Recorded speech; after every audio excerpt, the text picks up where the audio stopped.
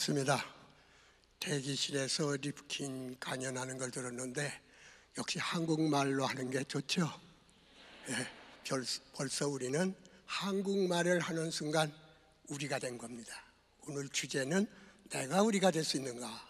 그런데 이렇게 영어로만 듣다가 3살 때 배운 한국말로 이야기하고 들으니까 우리구나 하는 생각이 들었겠죠.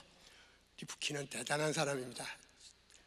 저분이 책 나왔을 때 저는 그 텔레비전에서 해설도 하고 토론도 하고 하는 그런 시간을 가졌기 때문에 제가 특별히 좋아하는 사람인데 오늘 저보다 앞서서 이야기를 했지만 우리라는 면에서는 제가 저 사람 이기죠.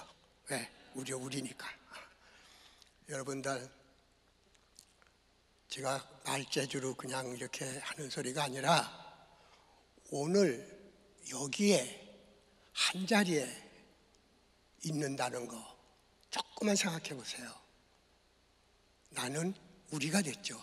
같은 장소에 같은 시간이 있다는 거, 그것이 아까까지도 여러분들하고 또 옆에 계신 분들하고 따로따로 살았는데 지금 이 순간만은 함께 한 공간과 시간에 있어요.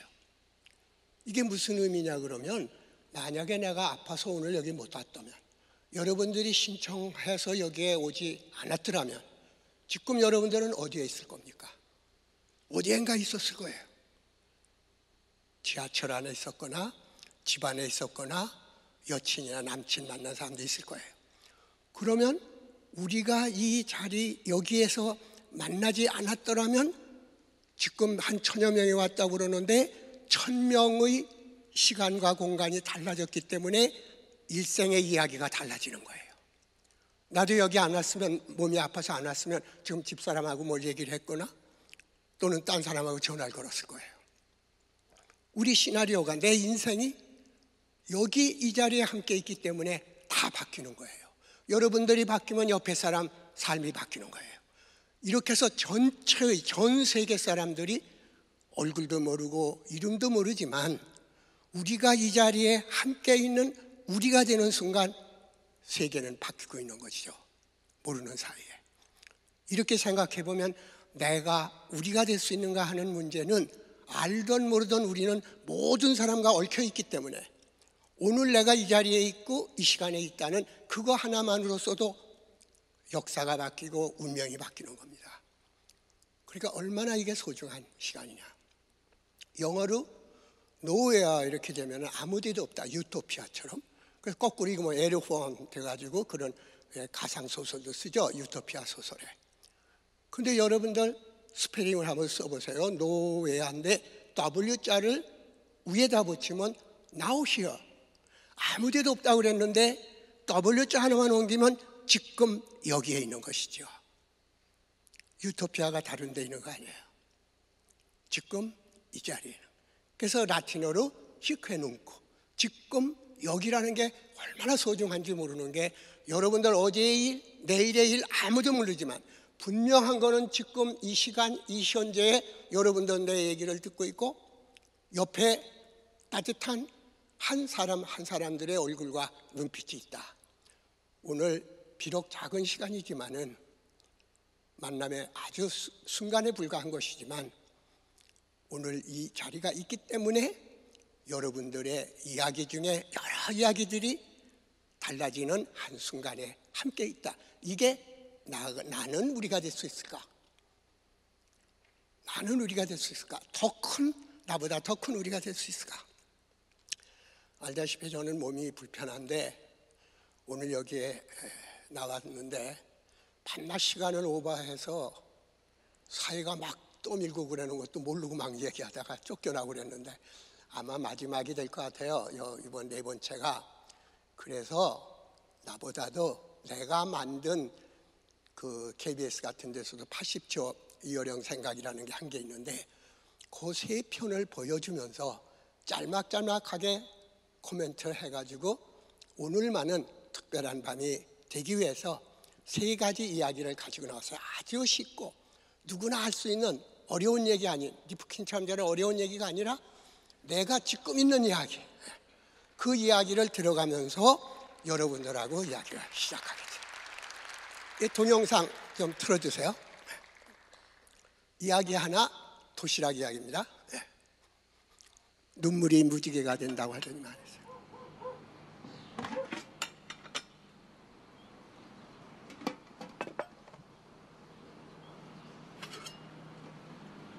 이 이야기는 우리가 아주 가난했던 시절의 이야기입니다.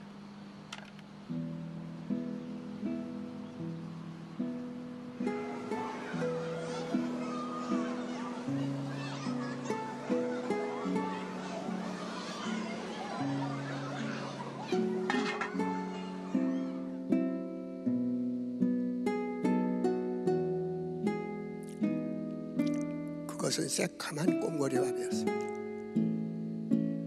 흰쌀밥 도시락들 사이의 깜깜한 밥.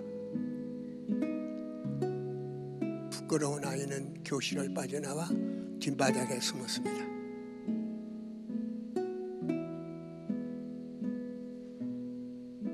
어머니는 왜 도시락을 먹지 않았느냐고 물으셨지만 그저 배가 아파서라고 거짓말을 했죠.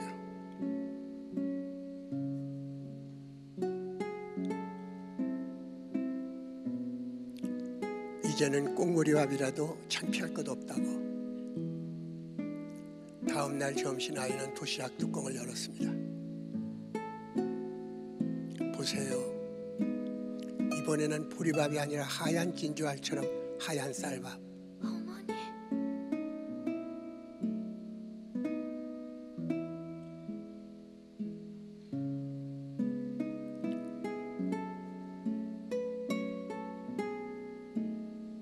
어머니는 그날도 물으셨죠. 왜 도시락을 먹지 않았냐고.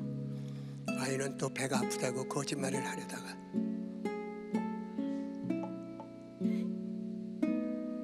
엄마 가슴에 얼굴을 묻고 울음을 터뜨렸지요.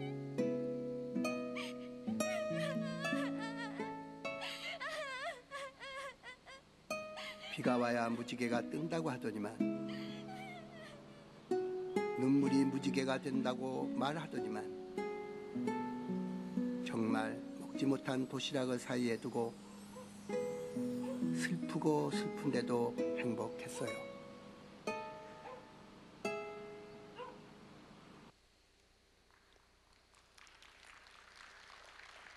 예, 여러분들은 보리밥, 쌀밥 그런 거 잘 모르죠. 어린애들은 보리밥, 쌀밥이라는 말도 몰라서 꽁보리밥, 그것을 깜깜한 밥이라고 그러고 흰쌀밥을 환한 밥이라고 그랬어요. 그렇게 슬펐던 시절에 살았는데 우리보다 왜 행복해 보이죠? 밥은 단순한 우리의 영양분을 주는 한 칼로리로 계산되는 물질이 아니라 모든 밥에는 한 알 한 알의 인간의 마음과 정이 들어있다는 것이죠.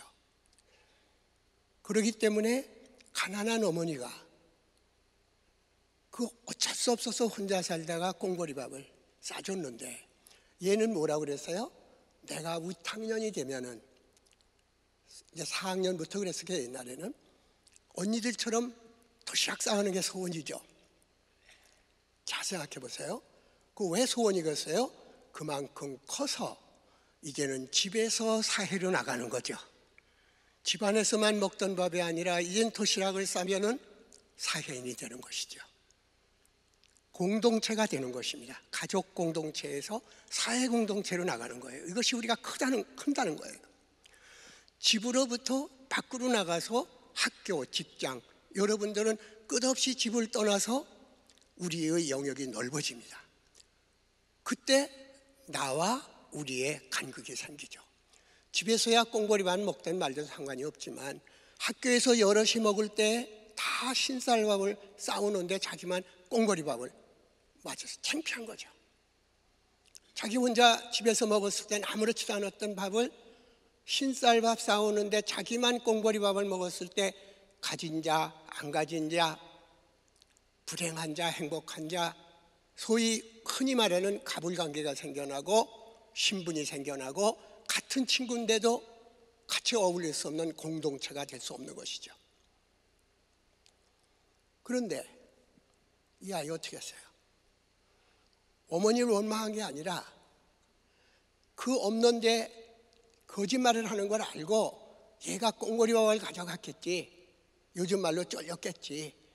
그래서 그 애써가지고 신살밥을 주니까 다음에는 처음엔 꽁고리밥이라 창피해서 못 먹었는데 두 번째는 어머니의 그 사랑과 정 때문에 먹질 못하는 거예요. 또 남겨온 거예요. 그때 모녀지간은 다 알고 있지만 서로 속인 것뿐이죠. 그러다 또 거짓말을 하려다가 둘이 붙들고 웁니다. 어머니는 딸에게 미안하고 딸은 어머니에게 미안합니다. 이것이 흰쌀밥만 먹는 애들보다도 가난이라는 이유로 불행했을 사람들이 눈물을 함께 흘리기 때문에 눈물의 공동체가 된다는 거예요. 물질이 아무리 풍요해도 눈물이 없는 서로 마음과 마음이 통하지 않는 그 사이에 있어서는 절대로 공동체가 생기지 않는데, 오늘날 우리가 말하는 공동체는 눈물 공동체가 아니라 이익 공동체, 이해 공동체가 되니까 모든 것을 정성적으로 생각하지 않고 정량적으로 계산하기 때문에 우선 가족이 붕괴되고 사회가 붕괴되고 끝없이 한 발짝 바깥에만 나가면 바람 부는 날이 계속한다는 거죠. 눈물의 공동체가 없어졌다는 거예요. 똑같은 이야기를 대만에 있는 임혜음이라고 하는 여류 작가가 썼어요. 이것을 보면 이 공동체가 어떻게 형성되는 걸 압니다. 어머니가 학부형이 선생한테 투서를 내요. 편지를 내요. 우리 애한테는 밤낮 맛있는 음식, 쌀밥 싸주는데 도시락을 이렇게 찢다 보니까 무말랭이가 나온다 이거예요. 무말랭이 싸준 적이 없는데, 무말랭이는 가난한 사람들이 밥에다가 넣어가지고 먹는 최극빈자들이 먹는 양식이 무말랭이입니다. 우리 애는 무말랭이를 싸준 적이 없는데 어떻게 해서 우리 애한테서 무말랭이가 나오냐 이거예요. 그래서 혹시나 반찬 바꿔 먹었는가 했는데 그 다음에 또 보니까 갈비찜을 싸줬는데 그건 온데간데 없고 알라미들이 붙어 있다는 거예요. 알라미는 또 가장 가난한 사람들이 먹는 대만의 풍습인데, 거기서는 복냄이라고 그러면 최고 쌀밥이고 알람이라고 하는 것은 가장 또 이 가난한 사람이 먹는 거예요. 이 천벌받을 사람, 하나님이 용서하지는 않은 짓을 누가 했다. 나는 죽어라고 우리 아들을 먹이려고 열심히 했는데 누가 뺏어 먹었다는 거죠. 이건 틀림없이 교육에서도 나쁜 짓이기 때문에 꼭 범인을 찾아주세요. 그 다음 날 편지가 왔어요. 학부형한테. 그 천인 공로할, 하나님이 용서하지 못할 범인을 잡았습니다. 이 범인은 누구냐 그러면은 가난한 애가, 항상 무말랭이 먹는 애가 너무 딱해서 자기 도시락하고 바꿔놨다는 거예요. 그러니까 이 가난한 애는 선생님이 제 도시락 아닌데 여기 이상한 게 있어요. 그러니까 누가 도시락 바뀌었니? 그러니까 아무도 손을 안 드니까 얘 그냥 먹어라. 아무도 그 싸운 사람 못 된다. 그러니까 이 닭다리 처음 그 맛있는 걸 먹죠. 그 이튿날도 또 똑같이 이 여자의 말대로 또 그 갈비를 싸줬는데 또 도시락이 바뀌어가지고 자기가 혼자 남은 그 도시락을 먹으니까 그것도 고기가 있는 거예요. 그래서 자기가 조사해 봤더니 드디어 하나님도 용서하지 않을 범인을 찾아냈다는 거예요. 누구냐? 바로 당신 아들이다. 당신 아들이 무말랭이만 먹는 애가 딱해서 그렇다고 자기가 주면은 자존심 상할까봐 몰래 자기 도시락을 바꿔놨습니다. 나는 이 아이의 진범을 잡고 당신이 말하는 하나님도 용서 안 할 이 깜찍한 도둑을 잡고, 제일 먼저는 내 입을 씻은 줄 알았는데 끝없이 눈에서 흐르는 눈물을 닦았습니다. 당신 아들이 바로 범인입니다. 이 똑같이 가난한 대만이기 때문에 우리하고 풍속이 똑같기 때문에 벌써 이 이야기를 통해서 우리는 가난하던 시절에 알지도 못하는 대만의 어느 학생과 우리는 우리가 된 것이죠. 왜? 눈물을 통해서. 그리고 얘는 단순히 어머니와 나와의 관계가 아니라 학교에서 친구와의 관계로 이 눈물이 번지는 거예요. 저는 그것을 눈물의 공동체인데 오늘날 우는 사람 거의 없어요. 눈물이 말라져 버렸어요. 비가 와야 무지개가 피지. 울지도 않는데 어떻게 가슴에 아름다운 무지개가 뜨겠습니까?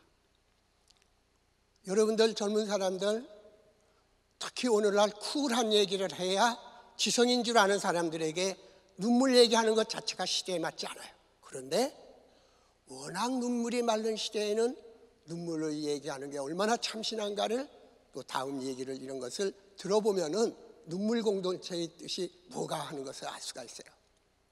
여러분들이 보면요, 한솥대밥,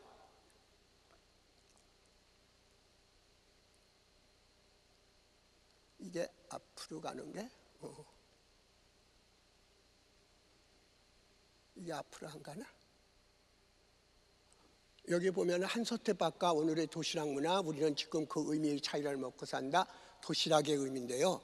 원래 도시락이라고 하는 것은 일본 사람들이 전쟁할 때 발견한 거예요. 오다 노부나가가 같이 싸우니까 장격은 누구고 같이 죽는 사람의 공동체를 위해서는 똑같이 먹는 똑같은 도시락을 먹자.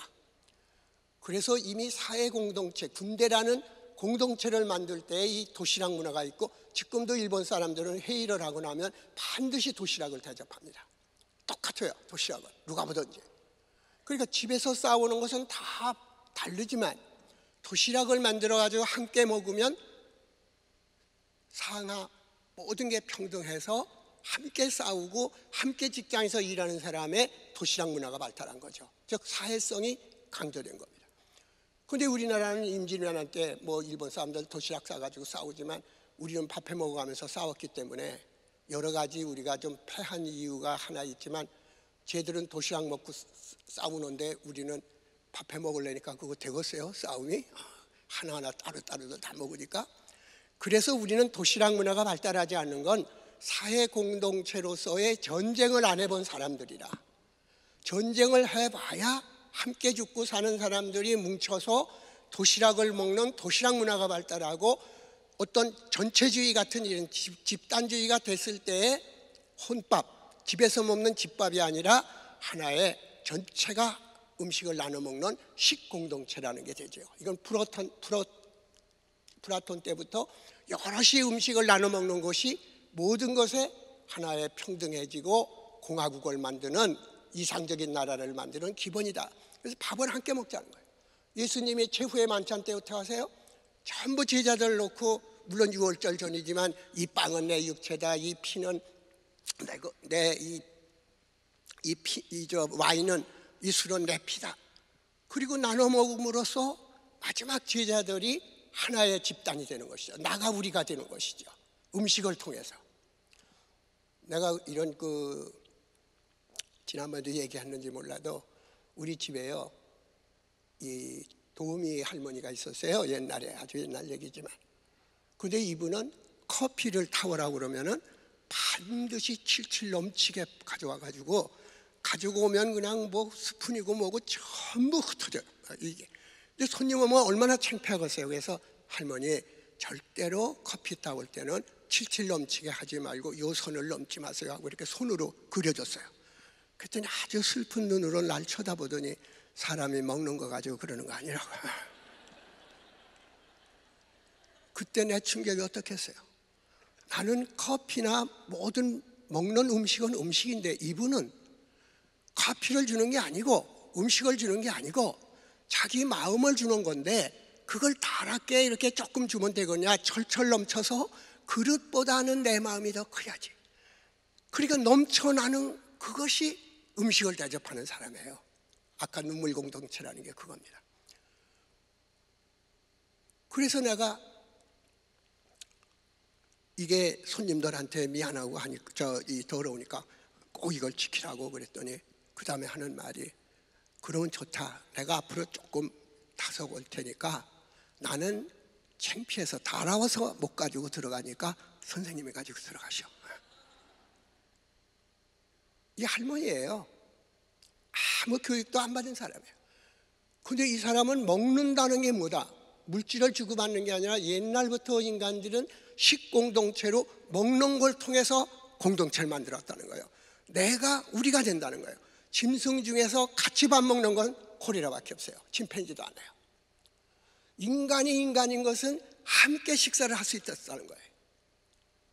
산에 가서 사냥을 한 것을 그 자리에서 먹지 않고 배가 고파도 끌고 와서 또 요리를 해서 배고픈 거 참아가면서 불가에 전부 앉아가지고 함께 식사를 한다는 것이 공동체의 시작이었던 거예요.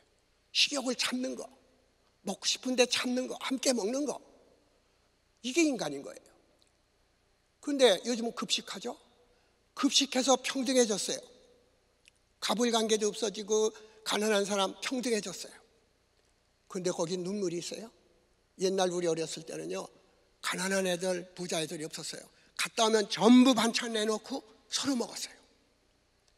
그게 진짜 공동체예요. 제도로 똑같이 평등하게 만드는 것이 아니라 서로의 마음과 마음을 주고 거기에서 하나의 정으로 맺어진 평등성. 부자애도 가난한 애도 전부 한꺼번에 반찬 놓고 우리 먹었어요. 그런데 급식을 하게 되면은 그 정이 없죠. 어머니의 손이 안 보이죠. 보리밥 싸주고 신밥 싸주더라도 어머니의 손이 안 보이죠. 그러나 요즘 어머니들이 얼마나 바쁜데 애들 도시락 싸겠어요. 그래서 여기 보시면 알지만은 지금 요즘 혼밥, 집밥, 뭐 삼식이, 찬밥, 더운밥, 내가 이 말이 제일 나한테 슬픈 거는 혼밥, 혼자 먹는 밥이라는 거. 내가 난 한 번도 들어본 적이 없는데 밥은요, 혼자 먹는 게 제일 불행하니까 같이 먹어요. 언제나. 또 밥은 원래가 집밥이에요. 근데 요즘에 집에서 밥 먹으면 능청 막잖아요. 여러분들 그거 알잖아요. 그 일식, 이식이, 삼식이 하는 거. 요즘 발달해가지고 간식까지 찾으면은 간식 먹는다고 해서 갓나새끼라고 된다요. 갓나새끼다. 완전히 진화됐어요. 그 호칭도 달라요. 제일 환영받는 남편이 새끼 밥 집에서 안 먹는 사람. 그러면 그것은 그 영식님이래요. 영식님. 그 밑으로 가면 이제 군이 되고 뭐가 되고 이제 마지막에는 삼식이가 되고 최악의 경우에 간식까지 찾아 먹는 갓나새끼까지 떨어지잖아요. 갓나새끼. 욕이 아니에요. 새끼 먹는 데서 갓나새끼래요. 근데 우리는 찬밥, 더운밥밖에 몰랐어요. 우리가 왜 도시락을 안 했냐 그러면 밥은 먹는 게 아니라 마음이기 때문에 따뜻하게 만들어주는 거.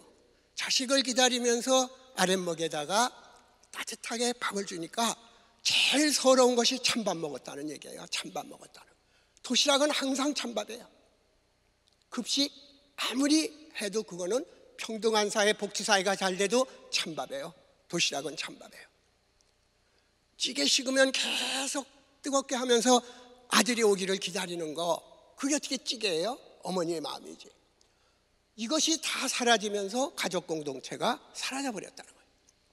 그래서 일본에서는 도시락이냐 급식이냐 가지고 싸움이 붙었어요. 눈물의 공동체와 복지사회의 급식이 아주 다르다는 거죠. 먹는다는 것의 의미가 뭐냐? 그건 물질 먹는 거 아니다. 영양식 먹는 게 아니다. 영양식이 아니다. 마음을 주고받고 어머니가 도시락을 쓰면서 너 학교에 가서 파이팅 잘해. 여기 보세요. 이게 안 나오지만 쟤들이 뭐냐면 어머니가 저렇게 얼굴 그려줘가지고 이렇게 해서 서로 어머니가 싸준 너 공부 잘해 해가지고 이 응원하는 그것이 도시락으로 나오니까 저렇게 기뻐하는 거예요. 급식에서는 절대로 맛볼 수 없는 어머니와의 커뮤니케이션이 되는 거죠.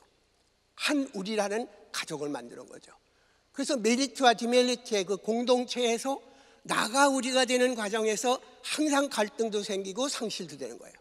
일본의 경우에는 급식파가 46.5%고 도시락을 싸주는 것이 53.5%라는 거예요. 그러니까 집에서 애 밥을 싸주는 어머니의 사랑을 보여줘야지. 사회가 내 자식을 키우고 사회가 평등하게 만든다면 어머니보다는 사회 쪽으로 가니까 그 사회에는 어머니의 따뜻한 가족의 정이라는 건 없죠. 정의로운 사회, 공평한 사회일지는 몰라도 눈물이 없는 공동체죠. 마음이 없는 공동체죠. 그렇기 때문에 나가 우리 가족에서 사회화하는 것이 오늘날의 문명의 발달 과정인데, 한국이 바로 가족주의와 사회에 있어서의 두 가지, 내가 가족의 공동체냐 혈연 공동체냐 사회 공동체냐 하는 문제가 과도기에서 지금 서로 격돌하고 있는 거예요. 그러니까 내가 우리가 될 수 없는 이유, 내가 우리가 될 수 있는 이유, 이것이 가족은 해체되고 사회 우리라는 것은 만들어지지 않는 가장 어려운 시대에 우리가 살고 있다. 그걸 어떻게 극복하느냐, 그것이 오늘의 과제죠.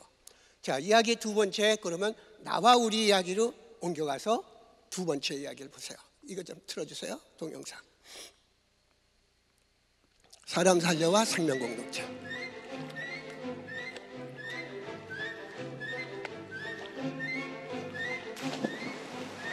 배가 뒤집혀서 물에 빠졌을 때 영국 사람은 뭐라 그래요? 헬프 미, 나 살려 그러죠. 일본 사람은 다스케테 그래 그래요. 그냥 살려달라고만 그래요. 나 살리라고 안 해요. 근데 한국 사람만 사람 살려! 사람 살리라고 해요. 그래요. 한국 사람들은 영국 사람처럼 나 살리라고 하지 않습니다. 나를 내세우는 개인주의적 사세요. 일본 사람들처럼 그냥 살려달라고만 하지 않아요. 주체가 없는 살려줘란 나가 없는 집단주의적 발상이 배어있다고 했습니다. 한국 사람들은 개인도 집단도 아닌 사람을 강조합니다. 얼다에서 얼음이라는 말이 나온 것처럼 살다에서 사람이라는 말이 나온 것이라고 합니다. 물에 빠진 사람도, 물에 빠진 사람을 구해주는 사람도 다 같은 사람. 지금 인류가 물에 빠진 사람처럼 위기에 빠져 있어요. 끝없는 테러, 바이러스의 창궐, 경제 불황, 몸살을 앓는 지구를 향해서 외치세요.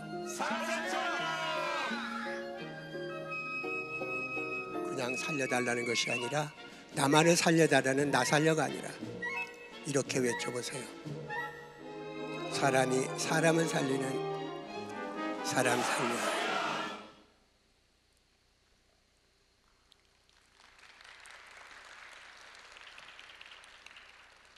여러분, 그래서 썼기 때문에 다 알고 계신 분도 있겠지만, 한국말에는 우리의 문화적 DNA, 밈이라고 그러죠. 사실 여러분들 오늘부터라도 DNA라는 말 쓰지 마세요. DNA라는 말은 생물학적으로 관찰 가능한 것이기 때문에 DNA는 못 고칩니다. DNA 결정서래요. 문화적 밈이라고 하는 건 언어, 습관, 가치가 전달되니까 옛날부터 그것을 밈이라고 그러죠. 도킨스가 작년에 여기 와서 강연한 사람 도킨스가 밈, MEME, 밈이라고 그래요. 문화적 밈이라고.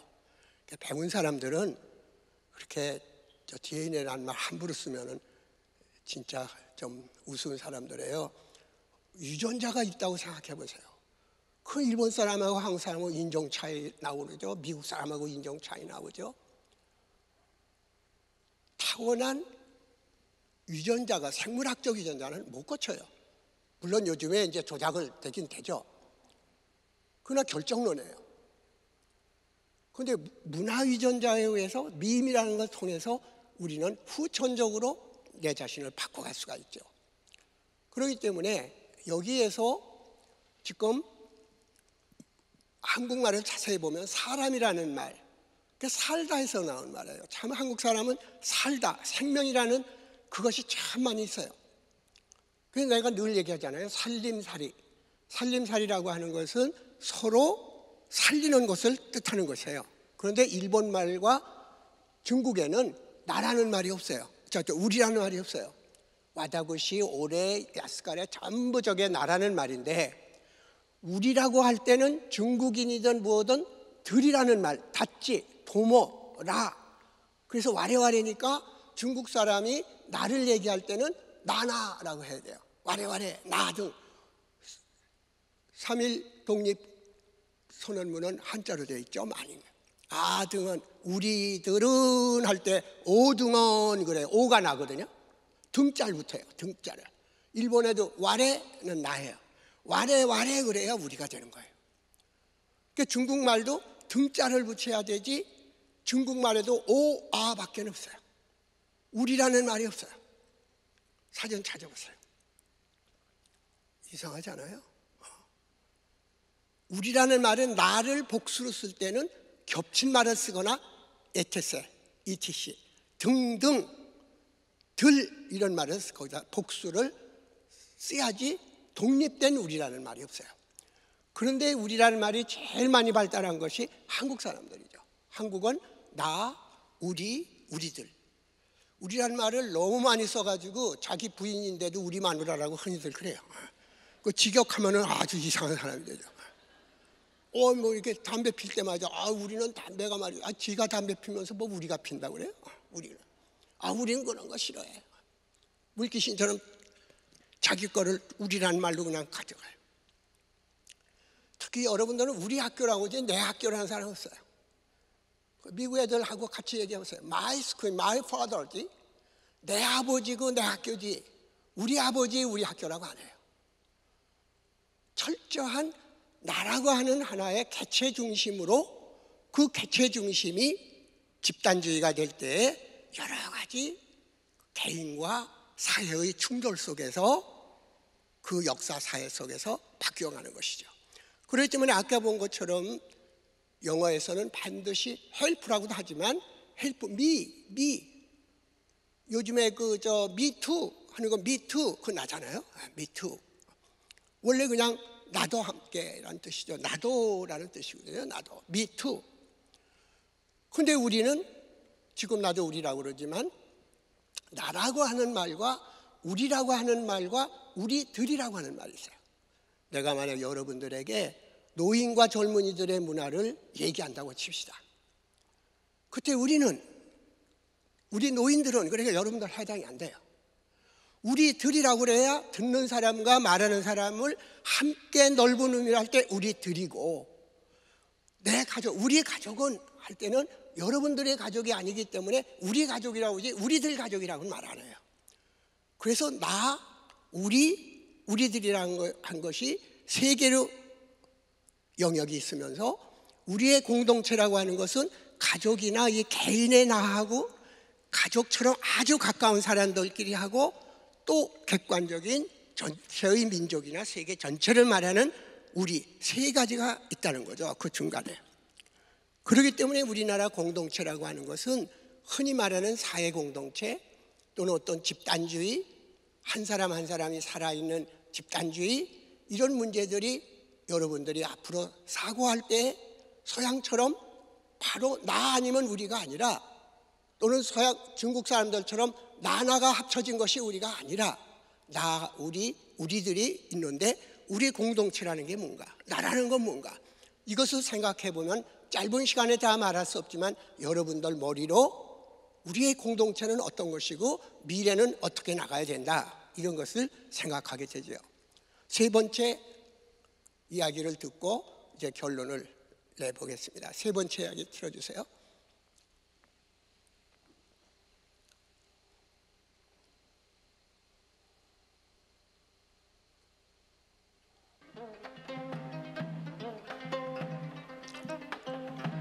침향에 대한 얘기입니다. 어제라는 말은 토박이 한국말이죠. 오늘이라는 말도 토박이 한국말이죠. 그런데 내일이라는 말은 웬일인지 한자에서 온 말입니다.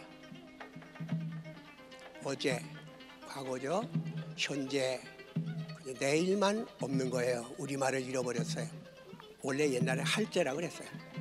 분명히 어제와 오늘처럼 순수한 말이 있을 텐데 그러나 한숨을 쉬기에는 아직 이릅니다. 왜냐하면 내일보다 더 먼 모레라는 말이 글피라는 말이 심지어 그글피라는 말이 우리에게 있잖아요.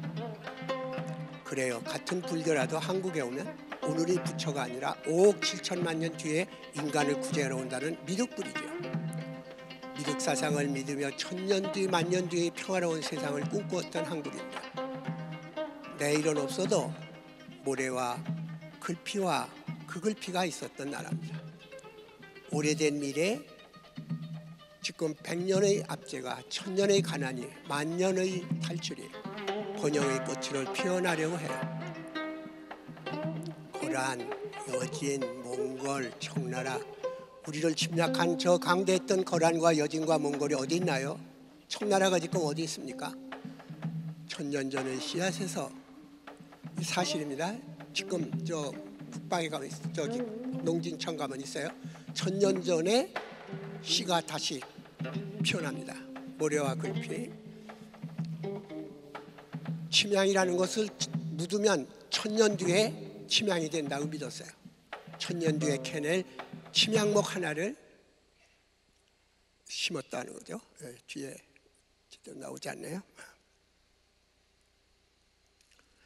여기서 여러분들이 본 것처럼 제가 새천년 준비위원장 때 했지만, 향나무를, 보통 나무를 바닷가에다가 묻어놓으면, 침향이라는 건 저 인도나 남양에서만 나오는 아주 값비싼 물에 이렇게 가라앉아요. 이것들은 물에 가라앉는 것인데, 보통 나무는 뜨잖아요. 침향은 오랫동안 이것이 알차게 되어 있기 때문에 물속으로 가라앉아요. 그래서 침향이에요. 향기 중에서 제일 비싼 게 침향이에요. 요즘 신문에도 뭐 몇 번 그런 게 나왔죠. 그 침향 가지고 뭐 어떻게 했다는 얘기. 그런데 우리는 침향이 없으니까, 귀한 거니까, 인도에서나 나는 것이니까 가만히 있었냐? 아니다 이거예요. 보통 향나무를 잘라서 바닷가에다 묻어놓으면 1000년 묵으면 침향이 됐다고 생각한 거예요. 그래서 곳곳에 침향을 묻어놨어요. 생각해 보세요. 100년도 못 사는 사람이 1000년 뒤에 침향을 묻어뒀던 사람들이 우리 한국 사람들입니다. 생각해 보면 우리는 한 번도 나라를 지키는 것조차도 힘들었던 사람들이지만, 저 징기스칸의 후예들, 또 청나라, 최근까지 그 청나라 사람들, 만주족, 지금 어디 있어요? 그런데 우리는 한 번도 중원을, 변두리에 있는 기마족들이 전부 중원, 중국 땅을 전부 한 번씩 지배해봤는데, 유독 우리 그렇게는 퉁구스 뭐 이런 데 해당하죠. 우리만이 어느 의미에서는 기마족들이고 몽골 벌판에서 그 초원에서 있었던 그러한 선조들이었지만 중국을 차지하지 못했죠. 끝없이 이 만리장성이 있듯이 유목민들이 가서 농민들을 지배해가지고, 농업문화를 유목문화가 지배해가지고, 중국에 여러분들은 지금 생각해보면 중국이 있는 줄 알지만 역사적으로 보면 약 1000년 동안에 600년 가까운, 400년 가까운 그 시기를 완전히 유목민들이 지배했어요. 원나라가 그렇고 금나라가 그렇고 오호 그 7개국에 12국인가 5호 16국인가 전부 이 오호랑이 다섯 나라인데, 여러분들이 당나라가 그게 중국 같죠? 이세민 이런 사람들이 전부 알고 보면은 한족들이 아니에요. 우리가 생각하는 이 한족들이라고 하는 것은 이미 역사상 사라진 지 오래예요. 내가 왜 이런 말을 하느냐 그러면은, 한국이 짧은 역사로 보면은 사실상 우리는 징기스칸도 없었고 구비라이도 없었고 나폴레온도 없었고 알렉산더도 없었지만, 지금 1000년 단위로 보면은 우리는 긴 역사로 보면은 내일은 없어도 모레는 있었던 민족이라는 거죠. 그러니까 그렇게 가난하고 약한 살림 속에서도 우리가 오늘 여기까지 온 그 힘이 뭐냐는 거죠. 그래서 내가 밤낮 그 젊은 사람들 보고 그래요. 지금 우리가 경제나 모든 민주화 과정이나 이런 걸 봐서 전 세계에 대개 10위권 안에 들거든요. 물론 정량적으로 그렇습니다. 10위권 정도 들어요. 그런데 지금 G20, G20만 하더라도 다 남의 나라 사람들 가슴에 못 박고 남의 피 눈물 흘리고 그렇게 해서 발전한 거예요, 이 사람들. 브리티시 뮤지엄 가보세요. 파리 루브르 박물관 가보세요.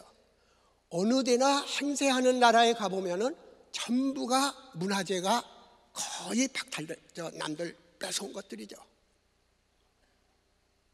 여러분들 그 앙드로마케 알죠? 시랍의 그 유명한 유리피테스 같은 사람들이 그 트로이 여인들 보면요, 우리 그리스가 지금 사는 것이 트로이를 쳐들어가서 거기에 앙드로마케 같은 그 숭고한 여인들을 노예로 삼아가지고 그 비참하게 눈물을 흘린 그 대가로 가져온 신전에서 훔쳐온 금과 은으로 번영한 것이라면 시랍인인데 아테네사람, 나는 그 영광을 받지 않겠다. 뜻 있는 사람은 그런 거예요. 내가 누리는 이 영광이 남의 눈물로 남의 피로 만들어진 거면 나는 그 영광스러운 역사를 거부하겠다. 그런데 우리는 사람으로 치면 역사의 전과자들이 아니에요. 막았지. 안시성의 뭐 얘기 뭐 이런 것도 전부 침략을 막았지. 쳐들어간 역사는 별로 없어요. 젊었을 때 왜 내가 그러한 그 회의를 안 가졌겠어요? 어떻게 지지리도 남의 집 가면 개선문도 있고 로마 포르노도 있고 전부 남을 지배해가지고 했는데 왜 우리 조상들은 그거 하나 땅 하나 제대로 못 뺏고 판나 침략만 당했냐 해가지고 내일 없는 민족이라고 내가 그런 거예요. 지금 와서 이제 생각해 보니까 우리 조상들이 남의 나라를 침략해가지고 피눈물을 흘리지 않았기 때문에 오늘 여러분들이 이 자리에서 함께 이 고생했던 아까 얘기한 깜깜한 밥 먹고 자란 사람들이 오늘 신밥 먹고 이 자리에서 이 얘기를 듣고 있는 거예요. 내가 우리가 되는 과정에서 끝없이 적을 만들면, 라이벌이 아니라 적을 만들면 절대 우리가 될 수가 없죠. 자국 중심이 될 수밖에 없어요. 자기 민족, 자기 자랑밖에 할 수가 없죠. 지금 세계 어떻게 되고 있어요? 오늘 제가 이 선택한 이유는 제가 올림픽을 할 때 벽을 넘어서였습니다. 벽을 넘어서. 그런데 이 벽을 넘어서 우리는 남녀의 평등, 남녀의 벽을 넘고 빈부의 벽을 넘고 언어의 벽을 넘고 모든 벽을 넘어서 하나가 되자는 것이 내가 올림픽을 하면서 구호가 벽을 넘어서였어요. 근데 지금 보세요. 신냉전이라고 하잖아요. 트럼프, 미국 우선주의입니다. 시진핑, 다 알죠? 중국 중심이에요. 푸틴, 러시아 중심이에요. IS, 아랍 문화 중심이에요. 일본 말할 것도 없어요. 이렇게 전부 자국 중심주의적으로 갔을 때 우리가 어디 있어요? 결국은 안으로 접혀서 결국은 마지막에 한 개인밖에 남지 않는 거죠. 그렇기 때문에 결론이 갈등과 대립의 시대에서 지금 우리에게 꼭 필요한 말은 용서한다는 서와 관용이라고 하는 토르런스다. 그런데 옛날 우리한테는 중용, 중정, 덕, 서, 이 서란 말을 잊어버린 거지만은 용서하라고 할 때 서자예요. 자공이 물었어요. 공자 보고 평생 살아갈 때 딱 하나의 글자만, 하나의 덕목만 있다면 뭘 하시겠습니까? 서자다. 공자께 서자다. 이게 인간을 만들고 사회를 만들고 우리를 만드는 거다. 용서하라는 거죠. 그래서 화의부동, 서로 다르지만 화하는 거죠. 다른 사람끼리 서로 화하는 거예요. 화의부동.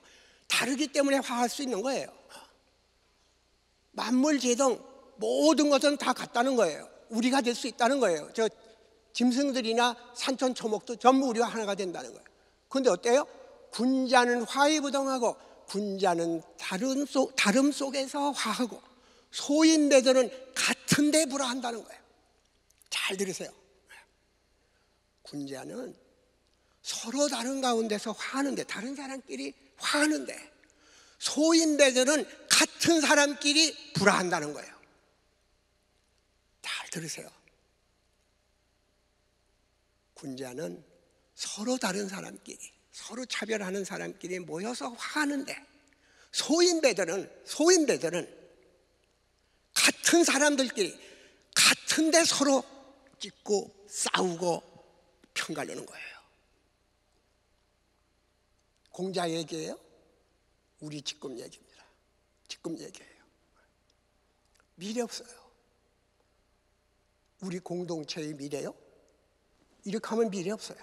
우리가 없는데, 가난해도 우리가 있었던 시절, 꽁보리밥을 먹어도 눈물이 있었던 시절, 엄마의 가난함을 딸이 부둥켜고 가난한 어머니가 가난한 딸을 끌어안아줬을 때 우리는 그 가난에서 벗어날 수 있는 거예요.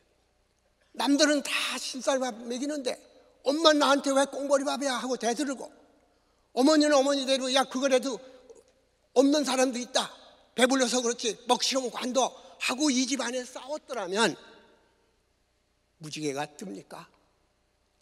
오늘 우리처럼 됩니까? 그러니까 당연한 얘기 같지만 이 먼 미래, 만물제동이니 중용, 중경, 덕, 서 이런 것들을 과거 얘기를 듣지 말고 지금 우리가 무엇을 상실했는가를 생각해 보자는 거예요. 우리가 제일 잘못 알고 있는 것이 누구를 위하여 종을 울리나요? 이 종은 그냥 종이 아니라 조종을 뜻하는 거예요. 죽으면 종을 쳤어요. 온 동네에 죽으면 막 종을 칩니다. 참 아름다운 시예요. 해밍웨이가 여기서 존 단의 기도집에서 이 말을 따가지고 그 소설을 쓴 것이 For Whom the Bell Tolls라고 하는 자기 소설이죠. 읽어보세요. 누구든 그 자체로서 온전한 섬은 아니다. 우리는 섬이 아니라는 거예요. 모든 인간은 대륙의 한 조각이자 대양의 일부이다. 대륙의 일부이다. 바다에 밀려오는 파도에 모래 한 알과 작은 흙덩어리가 바다에 휩쓸려가면 그만큼 대지는 가벼워지고 작아진다. 어떤 이의 죽음이든 나를 감소시킨다. 남이 죽었는데 내가 그만큼 줄어든다는 거죠. 왜? 같은 대륙에 같은 무게를 가지고 있기 때문에. 왜냐하면 나는 인류의 한 부분이기 때문이다. 그러나 누구를 위하여 종이 울리는지 알기 위해서 누가 죽었어? 누가 죽었어? 라고 묻지 마라. 사람을 보내지 마라. 종은 그대를 위해 울리는 것이므로. 어떤 사람이 죽어서 울리는 게 아니에요. 그 사람의 죽음은 바로 나의 죽음이라는 거죠. 그런데 잘 보세요. 잘 보세요. 이거 안 돼서 그런데 여기 번역은 그만큼 대지는 가벼워진다, 뭘 잃는다, 러스트한다. 그런데 원문은 Europe is less, 유럽이 더 작아진다. 그러니까 좋은 단만 하더라도 한국이 웃고 아시아가 웃고 모든 섬인데 우리는 대륙이라 한 사람이 죽으면 내가 가벼워진다는 그 대륙의 의미 속에 아세아는 없는 거예요. 유럽의 얘기인 거예요. 그러니까 이 존 단이 생각하는 대륙이라고 하는 거, 모래 한 알만 떨어져도 대륙이 가벼워지듯이 우리의 삶 중에 누구 하나가 죽으면 나는 그만큼 가벼워진다는 이 아름다운 시에 동양은 없는 거죠. 유럽이 있는 것이죠. 그러니까 이 사람은 그렇게 유니버설한 인간들의 모든 생명체를 생각했지만 그 상상력은 유럽 바깥을 가지 못했다는 거예요. 그렇기 때문에 이와 같이 시인도 철학자들도 생각하는 우리라고 하는 데에는 한계가 있었다는 거죠. 그런데 우리는 어떻게 했을까? 동양은. 자, 성경에 보세요. 성경의 관용론은 쌀이 날 때는 보리와 독보리, 곡식과 잡초를 구분하지 못한다. 수확기가 올 때까지 함부로 뽑을 수 없다. 관용의 필요성이다. 남을 용서하고 하는 거는 그게 죄인인지 아닌지 두고 봐야 하는데 이거 잡초야 하고 뽑아버리고 이거 아니야 라고 잘하기도 전에, 그 사람의 결과를 보기 전에 선이다 악이다 하지 말라는 거예요. 그러나 이것은 어디까지나 잡초는 뽑아버리라 하는 소리죠. 뭐가 잡초인지 모르니까 좀 기다리라 하는 얘기가 되는 것입니다. 킬런 박물관 앞에 놓인 7개의 쓰레기통이 있는데 말로만 그러는 게 아니라 제일 나쁜 거 하지 말으라는 7개를 넣고 거기다 쓰레기통에다 집어넣는 거예요. 그 첫 번째가 인토러런스, 불관용. 우리가 제일 먼저 버릴 것이 남을 헐뜯고 남을 용서하지 않는 불관용이라는 거예요. 여기 쭉 있는 덕목 중에서 게른박물관 앞에는 불관용이라는 게 있으니까 이 사람들은 관용을 최고로 보는 거죠. 이 토러런스라고 하는 거. 우리는 아까 얘기한 만물제동, 서 이런 건데 서양에서는 이 토러런스였다는 거예요. 저기 보세요. 리스펙팅, 하나의 남과 다른 거, 차이를 오히려 존경하고 그것을 받아들이는, 어프리시에이트하는, 그것이 관용이라는 거예요. 관용은 11세기 때부터 종교적 관용이나 법제도를 뜻하는 말로 사용되어 온 기독교 문화권에 생긴 말로 개화기에 토러런스를 한자말로 우리가 번역한 거예요. 관용이라는 말은 우리나라 말이 아니에요. 토러런스를 개화기 때에 일본 사람들이 이렇게 한 겁니다. 이게 시간이 없어서 자세히 못하지만 이 어원 같은 걸 뒤져보세요. 시간이 다. 그래서 유엔에 여러분들이 이런 거 있는지 몰랐죠? 유엔에는 관용의 날이라는 것을 정했습니다. 이거 아는 사람 하나도 없어요. 토레란스라고 하는 걸 인터내셔널 데이로 1995년에 유네스코에서 정했는데 아무도 이 기념일이 있다는 걸 몰라요. 11월 16일 날. 여기 11월 16일이 관용의 날이라고 아는 사람 손 들어보세요. 없지요? 없지요? 이렇게 관용하지 않아요. 우리는 지금 이 관용이 전혀 이게 이 유엔에서도까지 정했는데 이 가치를 우리는 모르는 거죠. 시간이 없으니까. 근데 이것은 누가 시작했냐면 볼테르라는 사람이 칼라스 사건에서 시작된 말이 관용이라는 거예요. 라페르 칼라스. 칼라스라는 사람은 이 개신교인데 자기 아들한테 가톨릭인데 구교인데 개교를 종교를 바꾸라고 하다가 그 아들이 목 매달아 죽어요. 그 살인죄로 고발을 당하는데 극구 자기가 아니라고 하는데도 이 사람을 에워싸가지고 자기 아들을 죽인 사람으로 전 유럽이 죽여라, 무죄하다 해가지고 개신교하고 구교 사이의 종교적 갈등이 시작합니다. 결국 죽어요. 1760년 4월 10일에 저형을 당합니다. 여기에 저항하고 나온 것이 볼테르예요. 앞으로 종교적 문제로 사람을 죽이는 이런 비극이 있어서는 안 되겠다. 이 영화로도 됐어요. 영화로도. 볼테르의 라페르 칼라스의 사건.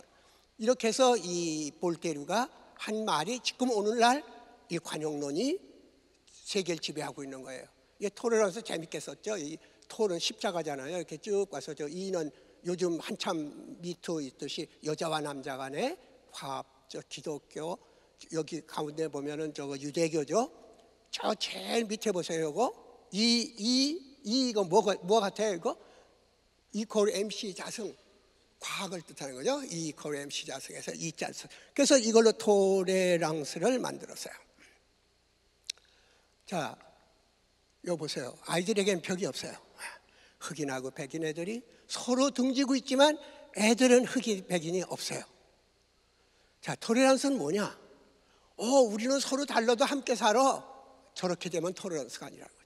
얼룩말처럼 섞여야 되는데 우리는 하나야 라고 하면서 분단되고 서로 패갈르고 서로 자기 진영을 만드는 한 절대로 토레란스라는 건 있을 수 없다. 지금 한국이 오늘 여러분들에게 가장 중요한 키워드, 내가 우리가 되려면은 만물제동에서 오늘날의 관용에서 이런 가치를 여러분들이 잃으면 공동체도 우리의 미래도 없다는 것이죠. 저는 이념의 벽을 넘어서 인정의 벽을 넘어서 남녀의 벽을 넘어서 빈부의 벽을 넘어서 언어의 벽을 넘어서 문화의 벽을 넘어서 분단의 벽을 넘어서 관용에서 포용으로, 관용에서 평화로, 관용에서 창조로, 이것이 서울올림픽 때 제가 전 세계에 향해서 내 메시지를 전했고, 새천년 준비위원장 때 어린애 0.01초 차로 태어나는 것을 전 세계에다가 어린애 울음소리를 보여줬어요. 이것이 앞으로의 미래다. 어떤 것보다도 애 울음소리, 생명의 소리가 우리 인류가 가지는 최대의 21세기 맞이하는 소리다. 이렇게 해서 절대로 안 된다는 거, 우리가 광케이블이 전국에 깔려 있기 때문에 실시간으로 어린애가 0.1초 차로, 0.1초 위만 가도 얘는 20세기 사람이 되는 거죠. 그렇게 해서 안성에서 어린이 하나가 태어나면서 주문동의 울음소리를 전 세계에 보여줬던 거예요. 말로만 하는 것이 아니라 실제로 이것을 세계에 향해서 보여준 것이죠. 자, 결론 보죠. 물과 불은 서로 싫어하나 솥이 그 사이에 있으면 오미를 조화시킬 수가 있다. 5가지 맛을 다 조화시킬 수 있다. 사람이 용을 부리기를 배우고자 아니하고 모두 말을 부리기를 배우고자 하며 귀신을 다스리기를 배우고자 아니하고 모두 사람을 다스리기를 배우고자 하니 이는 소용되는 것을 필요한 것만 물질만을 소유하는 것을 급한 일로 삼기 때문이다. 문을 부수어 뗄나무를 만들고 우물을 막아 절구를 만든다. 사람이 이 일을 함에 있어서 어느 때는 이와 비슷한 어리석은 짓도 한다. 발을 깎아 신에다 맞추고 머리를 깎아 갓에다 맞추는 것과 같다.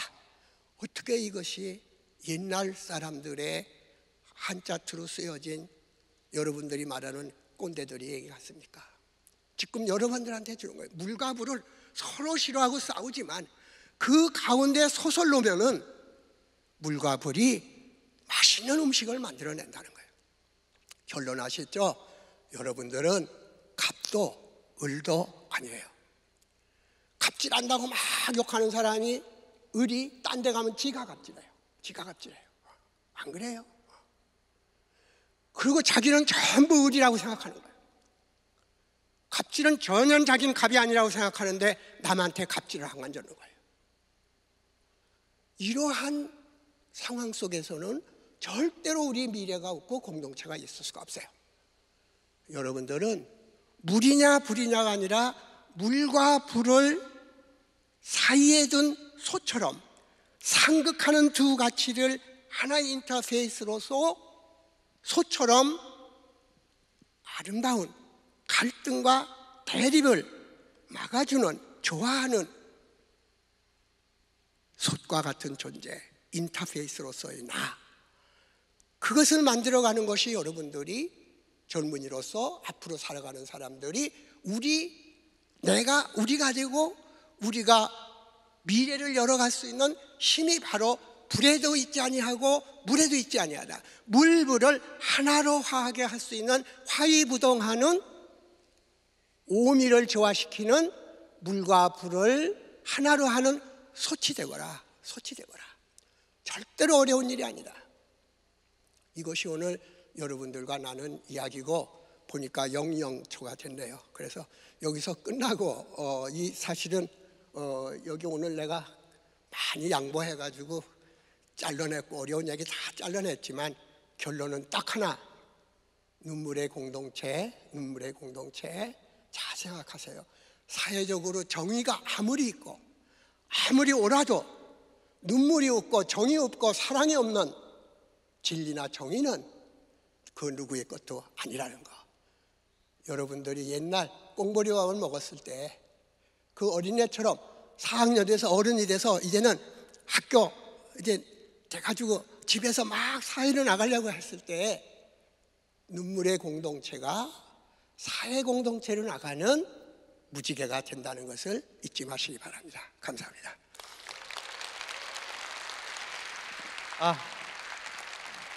네. 질문 있으시면 질문 주시죠. 감사합니다.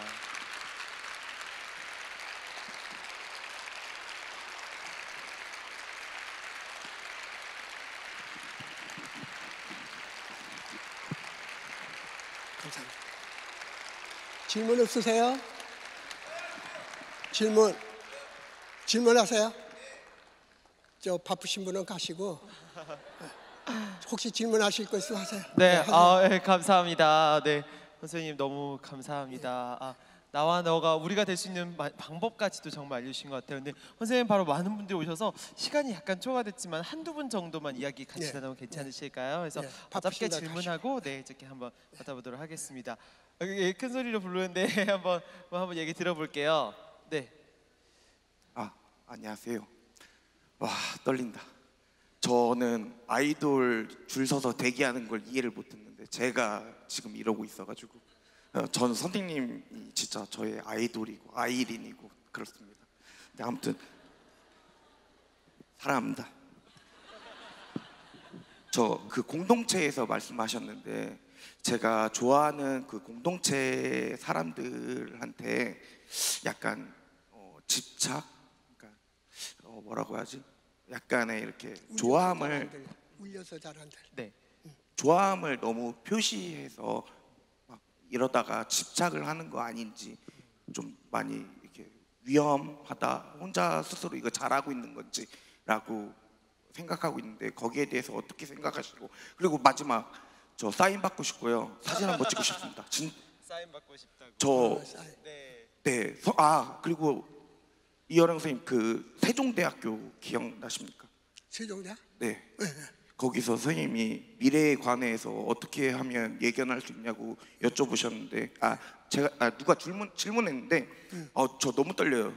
죄송합니다.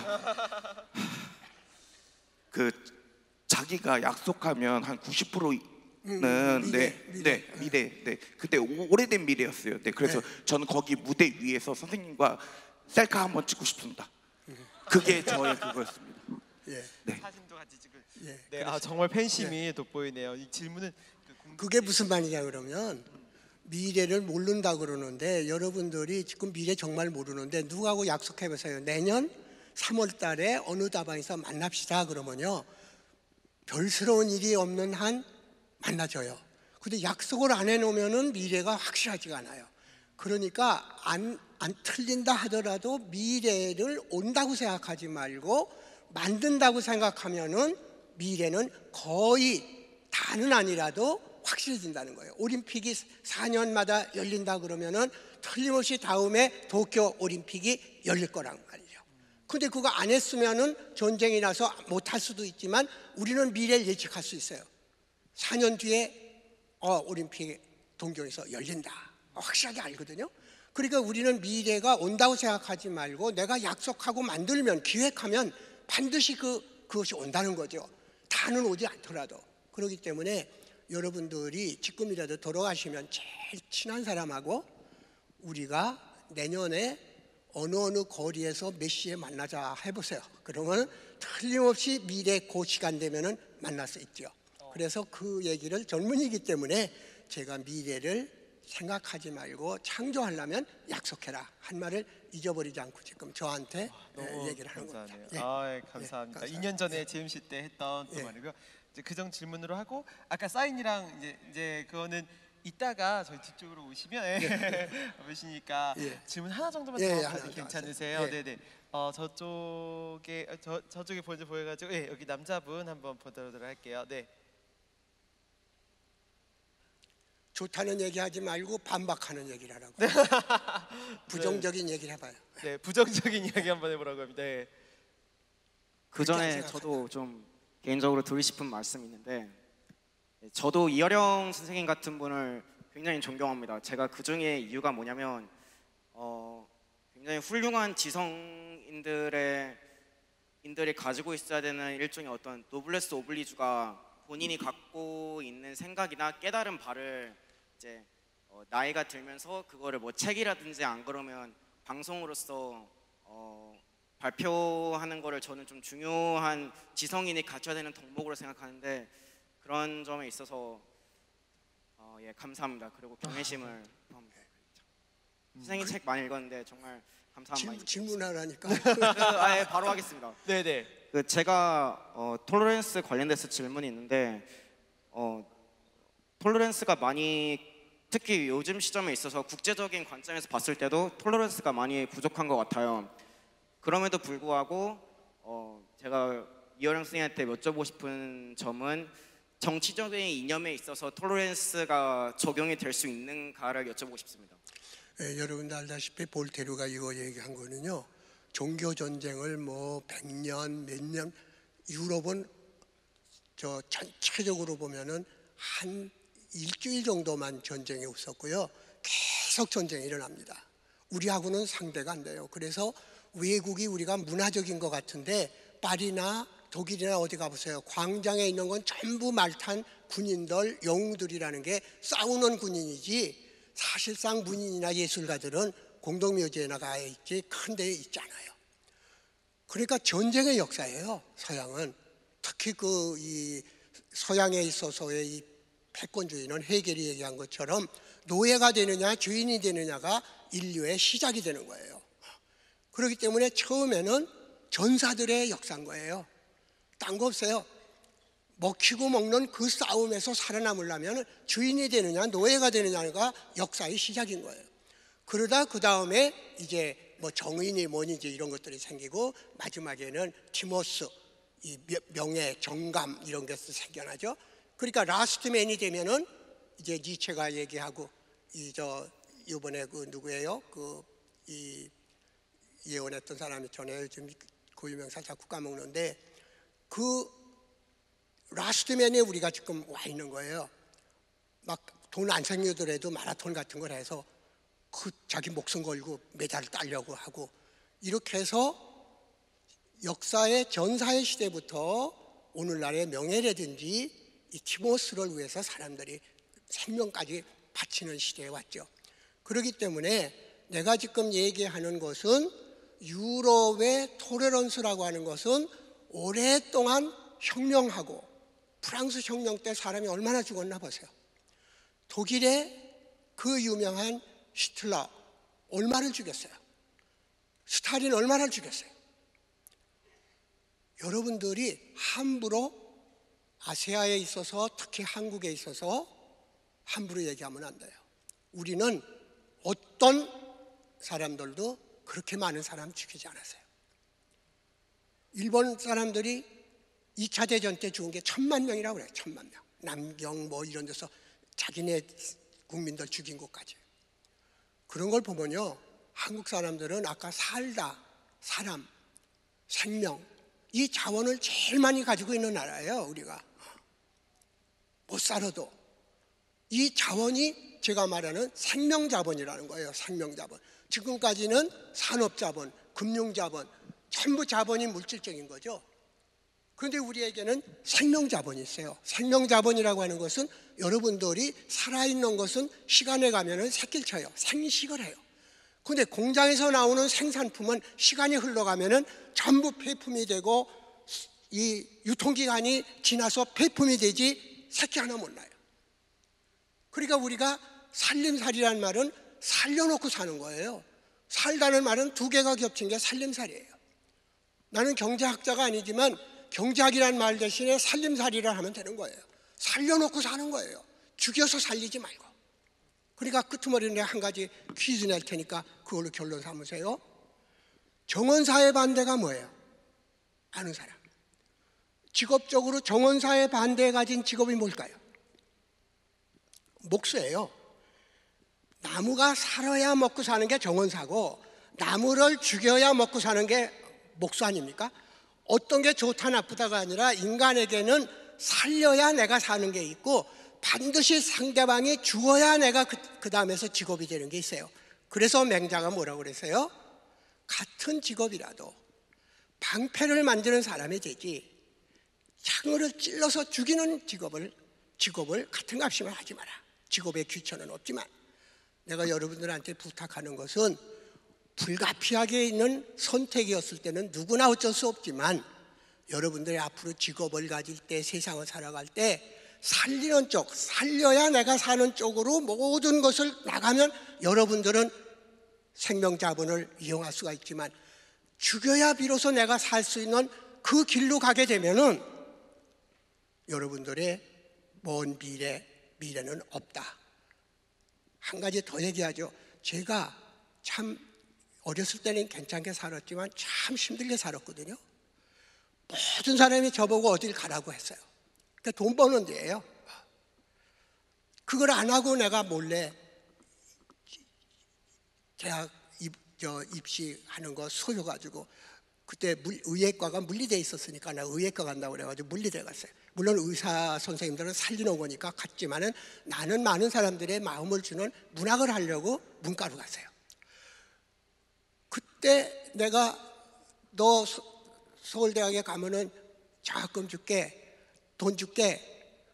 그래서 갔는데 서울 물리대 국문과라고 그러니까 사람들이 전부 한숨을 쉬면서 아이고 제가 하나라도 좀 뭐 같아가지고 우리 집안을 일으켜야 할 텐데 저거 국문과라니 쟤 좀 먹여 살리게 됐다. 저거 가난한 사람 됐다. 그런데 어때요? 80이 돼도 세금을 얼마 내는가 한번 보세요. 나는 다 공개되니까. 80이 돼도